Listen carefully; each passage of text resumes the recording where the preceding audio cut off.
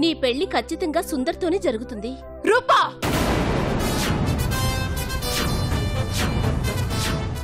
నిజం చెప్పాలంటే నేనాయన మనవరాల్నే కాదు.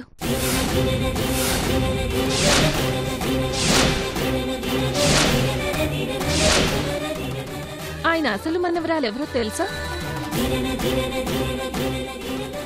కృష్ణ,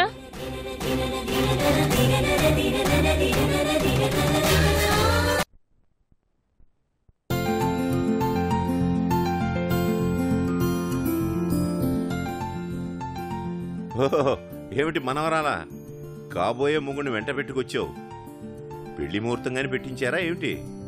మీకు తెలియకుండా నా తాతయ్య గారు. కూర్చోండి. కృష్ణ మీతో ఏదో మాట్లాడాలంటేను. నాతోనా? దేని గురించి?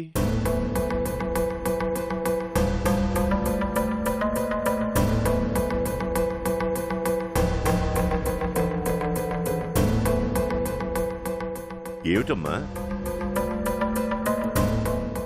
అరే, ఎవరో ఒకరు చెప్పండి.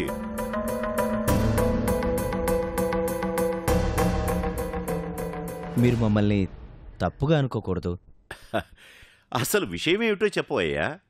ఎందుకు సంకోచిస్తున్నావు? అదే, మీరు సుధన్ చుట్టానికి హాస్పిటల్కి వచ్చారు కదా, అదే హాస్పిటల్లో నేను వర్క్ చేస్తున్నాను.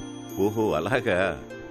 పాపం, ఆమెను జాగ్రత్తగా చూసుకోమని చెప్పవయ్యా. తను నా కూతురు లాంటిదే. మీ మీద పగతో రగిలిపోతున్న సుధని కూతురు అంటున్నారు, కానీ ప్రేమతో మీకు దగ్గరవ్వాలనుకున్న మీ మనవరాల్ని ఎందుకు తాతయ్య దూరంగా ఉంచుతున్నారు?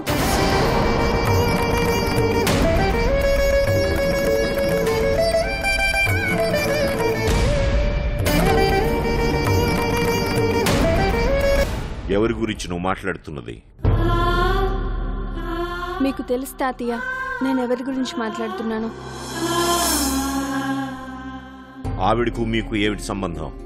ఒక మనిషికి ఇంకో మనిషితో ఉండే సంబంధం, అది స్నేహం అవ్వచ్చు, అభిమానం అవ్వచ్చు, రక్త సంబంధం అవ్వచ్చు.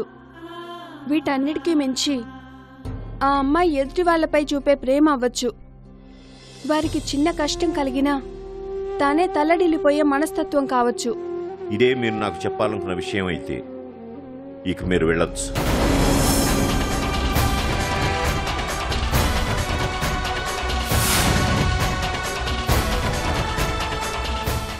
చూడమ్మా కృష్ణ, నీ మీదున్న అభిమానంతో నేనేమీ అనలేకపోతున్నాను, కానీ అదే ఇంకొకరు అయ్యుంటే నా సమాధానం ఇంకోలా ఉండేది.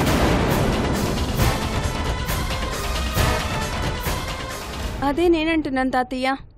మీరు కాకుండా మీ ప్లేస్లో ఎవరున్నా నేను చెప్పే పద్ధతి కూడా ఇంకోలా ఉండేది.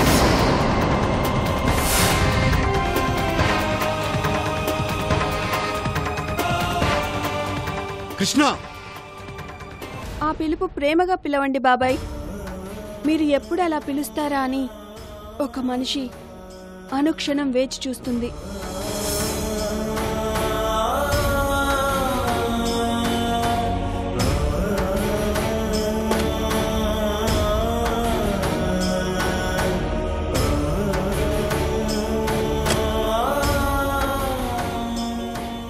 ఎందుకు బాబాయ్ కృష్ణ మీద మీకంత కోపం? తను మీకేమన్యాయం చేసిందని? ఎప్పుడో వాళ్ళ నాన్న ఒక తప్పు చేశారు, దాన్ని దృష్టిలో పెట్టుకుని ఆ అమ్మాయిని ఎందుకు బాబాయ్ శత్రువులా చూస్తున్నారు? చాలు, ఇంకేమీ మాట్లాడు. దయచేసి ఇక్కడి నుంచి వెళ్ళిపోతుంది. మేమే ఇక్కడే ఉండిపోవడానికి రాలేదండి. ఇక్కడ ఉండాల్సిన ఒక మనిషి ఎక్కడో అనాథలాగా ఒంటరిగా బాధను అనుభవించడం చూడలేక తనని ఆదరించమని చెప్పడానికి వచ్చాం.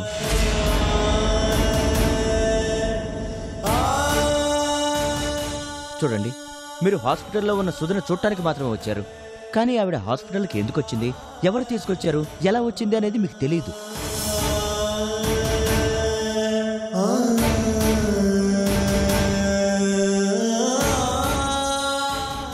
కానీ నాకు తెలుసు, మీకు తెలిసినా మీరు తట్టుకోలేరు. పాపం ఆ కృష్ణే సమయానికి సుధని హాస్పిటల్కి తీసుకురాకపోయి ఉంటే, ఇందాక మీరన్నారే పాపం ఆ అమ్మాయిని కాపాడు బాబు, నా కూతురు లాంటిది అని, అలా అడిగే అవకాశం గాని అవసరం గాని మీకు రెండూ లేకుండేవి. అంటే ఆ అమ్మాయి వల్లే సుధ ప్రాణాలతో ఉంది అంటావు.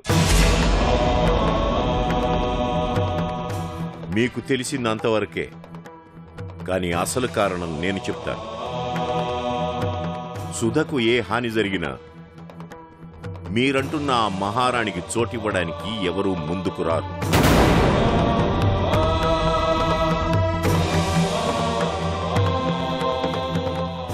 అందుకే సుధ ప్రాణాలు కాపాడే ప్రయత్నం చేసింది. లేకపోతే మీరనుకున్నంత దయాశాలేం కాదా అమ్మాయి. తాతయ్య, మీది మొండితనం అనుకున్నాను తాతయ్య, కానీ మూర్ఖత్వమని ఇప్పుడే అర్థమైంది.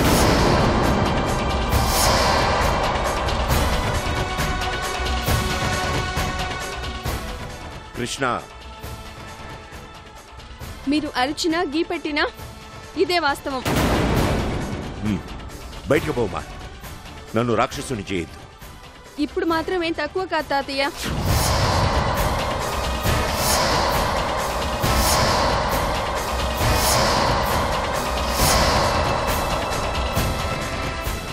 శివరామకృష్ణ అన్న పేరులో ముగ్గురు దేవుళ్ళున్నా మీ మనసు మాత్రం రాక్షసంగానే ప్రవర్తిస్తుంది. ఎందుకు తాతయ్య మీకింత అహం? దీనివల్ల మీరేం సాధిస్తారు? మీకు ఈ విషయంతో ఏ సంబంధమూ లేదు. దయచేసి ఇక్కడి నుంచి వెళ్ళిపోండి. నిజంగా మాకే సంబంధం లేదు శివరామకృష్ణ గారు. అయినా ఎందుకు ఓ సంబంధం లేని మనిషి గురించి ఎంతగా తాపత్రయపడుతున్నావో అది ఆలోచించండి.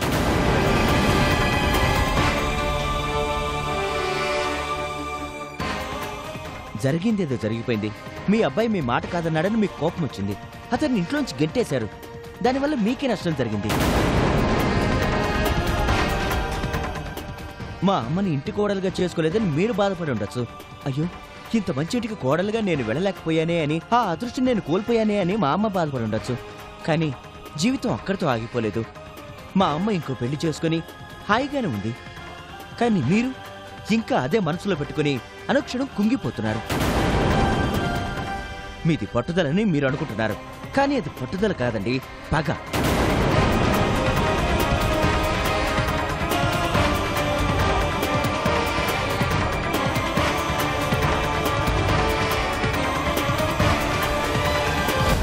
మీ కొడుకు మీకు అన్యాయం చేశాడన్న పగ. నిజానికి ఆ అమ్మాయి మీ ఇంటికి పగతో వచ్చిందని మీరనుకుంటున్నారు, కానీ ఇంటికొచ్చిన ఆ అమ్మాయి మీద మీరే పగపట్టారు. మీరు తప్పుగా అనుకున్నా సరే, మీరు ఒప్పుకోకపోయినా సరే, ఇదే నిజం.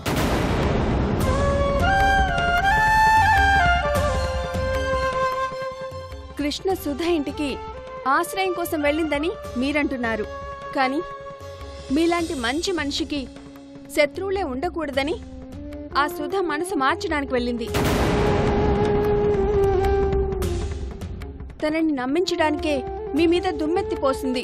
కావాలంటే లక్ష్మీ అత్తయ్యని అడగండి. చెప్పండి అత్తయ్య. అవును నాన్నగారు, మిమ్మల్ని దుమ్మెత్తిపోసినందుకు మా కళ్ళ ముందే చేతికి వాత పెట్టుకుంది. పాపం, చాలా బాధపడింది నాన్నగారు. అవును మావయ్య గారు. మాకంటే సంబంధం లేదంటున్నారు, మరిప్పుడు మీ ఇంటి వాళ్ళే చెప్తున్నారుగా, దానికేమంటారు? చూడండి, ఇవన్నీ మాకెలా తెలుసని మీరు అనుమానపడచ్చు. హాస్పిటల్లో కృష్ణ నాకంతా వివరంగా చెప్పింది. తను చెప్పింది విన్న తర్వాత నాకు చాలా బాధేసింది సార్. ఎందుకు ఆ అమ్మాయి ఇంత చేస్తుందని అనుకున్నాను. అదే మాట అడిగితే తనేం సమాధానం చెప్పిందో తెలుసా సార్? నాకు మా తాతయ్య ప్రేమ కావాలి, ఆ ప్రేమ పొందటానికి నేను ఏమైనా చేస్తాను. ఒకవేళ తన ప్రాణం పోతే తనపై ప్రేమ కలుగుతుంది అంటే దానికి కూడా సిద్ధమని చెప్పింది సార్. నేనేవరిని సార్? అసలు తను నన్నెందుకు నమ్మించాలి చెప్పండి? అదే ఆ అమ్మాయి తెలివి. మీకింకా పూర్తిగా అర్థం కాలేదు, అందుకే అవివేకంగా మాట్లాడుతున్నారు. కేవలం నన్ను సాధించడం కోసమే ఇక్కడికి వచ్చింది. అందుకే అడుగు పెట్టిన రోజు నుంచి నా నిర్ణయాలకి అడ్డుపడ్డం మొదలుపెట్టింది. రచ్చబండలో నా తీర్పు తప్పని చెప్పింది. ఈ ఇంట్లో మనవరాలుగా హక్కుందని చెప్పి నా ఇంట్లో వాళ్లనే నాకు కాకుండా చేయాలని చూసింది. తరువాత ఊళ్ళోకి పోలీసులు వచ్చేలా చేసి ఊరందరి ముందు నా పరువు తీసింది.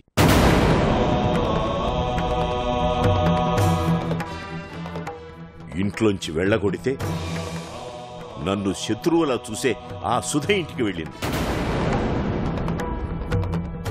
ఆవిడలో ఉన్న పగని ఇంకా రెట్టింపయ్యేలా చేసి ఆఖరికి తన్ను రెచ్చగొట్టి పక్షవాతం వచ్చేలా చేసింది.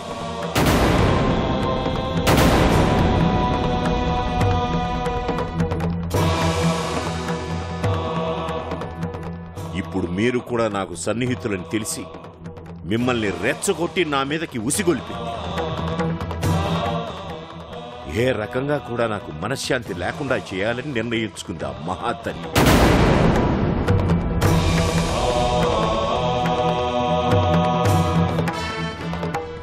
చివరకు నా చిన్న కొడుకు ఆస్తి పంచివ్వమని మొండికేస్తే అందుకు కూడా సిద్ధపడ్డాను. కానీ అది కూడా జరగనీయకుండా అడ్డుపడింది. ఇది కూడా నన్ను సాధించడానికే అలా చేసింది అని మీరనుకుంటున్నారు. కానీ మీకు తెలియని చాలా విషయాలున్నాయి తాతయ్య. మీరిప్పుడేవైతే సంఘటనలు చెప్పి కృష్ణను వేలెత్తి చూపారో ఆ ప్రతి సంఘటనకి బలమైన కారణం ఉంది. అవేంటో తెలిస్తే తట్టుకునే శక్తి మీకు లేదు. కానీ ఇప్పుడు చెప్పాల్సిన పరిస్థితి వచ్చింది మావయ్య.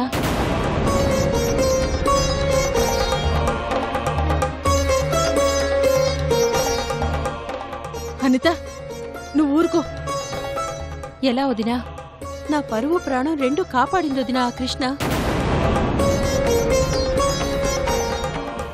నాకు మంచి తలపెట్టిన అమ్మాయిని తప్పు పడుతుంటే చూస్తూ ఊరుకోవడం నా వల్ల కాదు వదినా.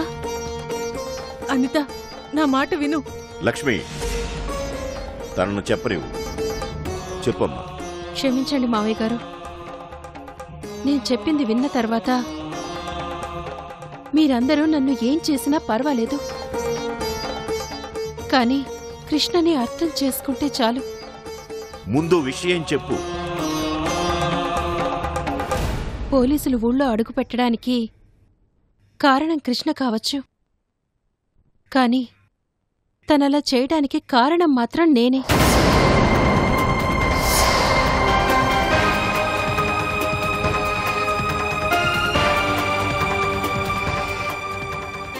ఏమిటి నువ్వు అనేది? అవును మావయ్య, నేను పెళ్లికి ముందే ఒకరిని ప్రేమించి మోసపోయాను.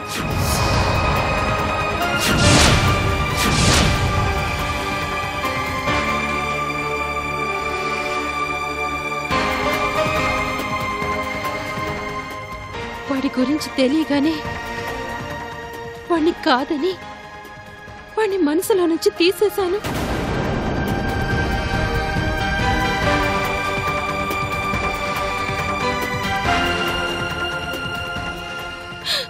కానీ వాడి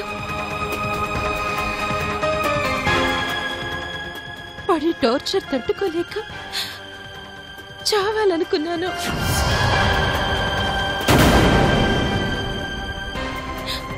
అప్పుడే కృష్ణ నన్ను కాపాడింది. నా ప్రాబ్లం తెలుసుకొని నన్ను కాపాడింది.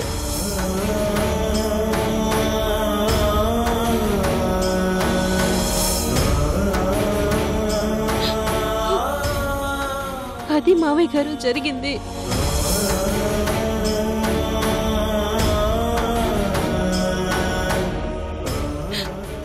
నన్ను క్షమించండి మావయ్య గారు.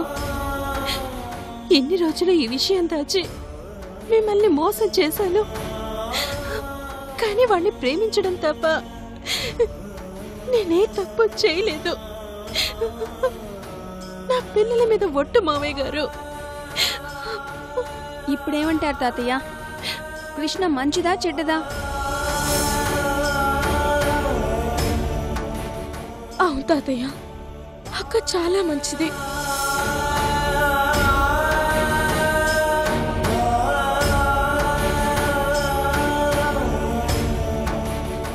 మీరనుకుంటున్నట్టు అక్క సుధింటికి వెళ్ళింది మిమ్మల్ని ఇబ్బంది పెట్టాలని కాదు తాతయ్య.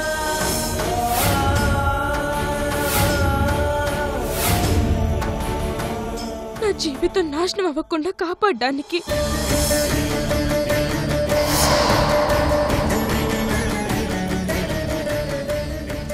అవును తాతయ్య, నేను ఆ సుధ కొడుకుని ప్రేమించాను.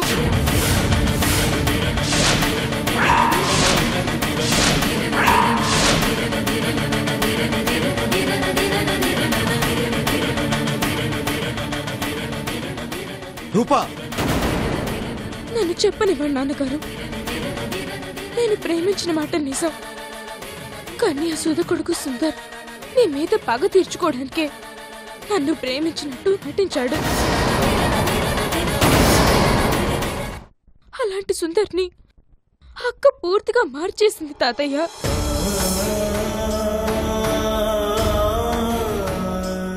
క్షమించండి తాతయ్య, నేను మీ మాట దాటాను. రూపా నిన్ను. రాఘవ,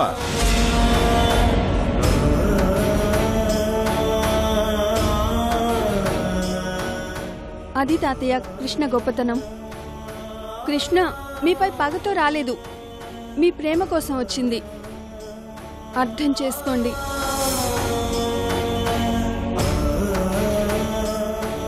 అవును తాతయ్య, మీరు ఆస్తి పంపకం జరపాలనుకున్నప్పుడు కూడా తనకు తానుగా వచ్చి ఆపలేదు. నేను వెళ్ళి జరిగింది చెప్తేనే అక్క పనిచేసింది. మీరు అనుకుంటున్నట్టు అమర్ మంచివాడు కాదు.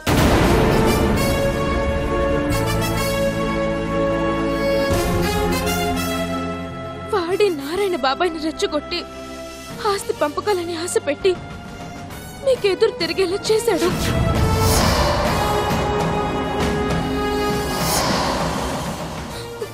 అది నా కళ్ళారా నేను చూశాను తాతయ్య.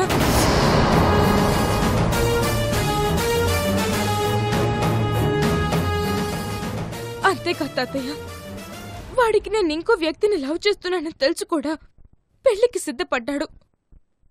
అదంతా కేవలం మన ఆస్తి కోసమే. వాడు నాతోనే ఆ మాట చెప్పాడు.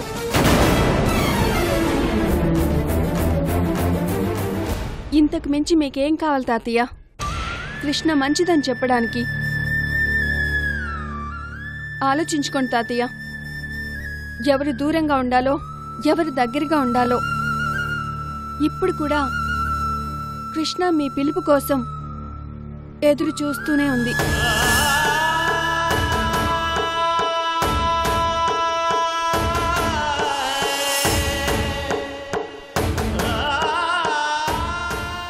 మీరెప్పుడు ప్రేమగా పిలుస్తారో అప్పుడే తను గడప దాటి లోపలికొస్తుంది.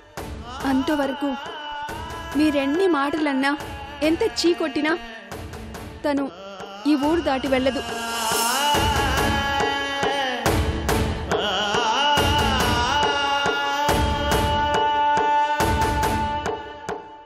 అర్జున్, పద. కొంతమంది మాట్లాడడానికి ఇష్టపడరు, అది మంచికైనా సరే.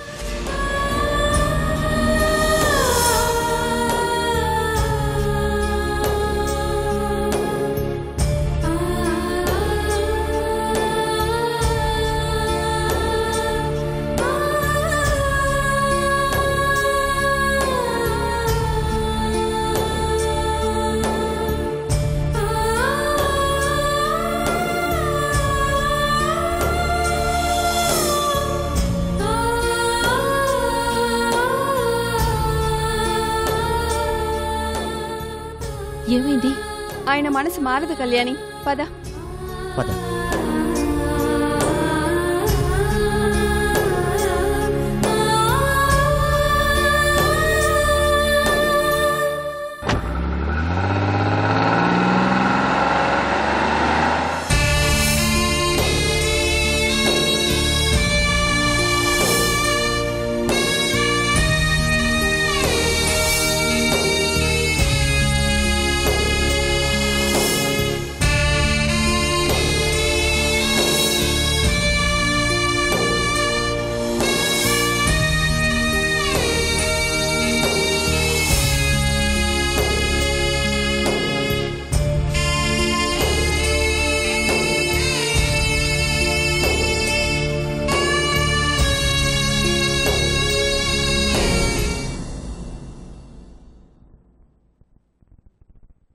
బాబాయ్ రండి రండి.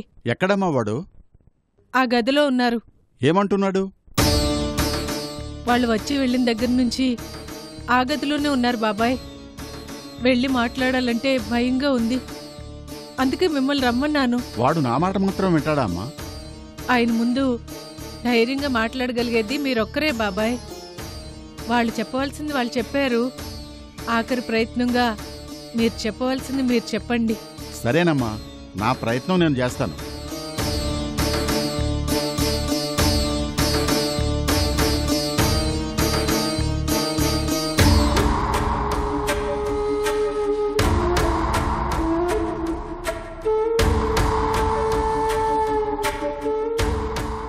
రామకృష్ణ,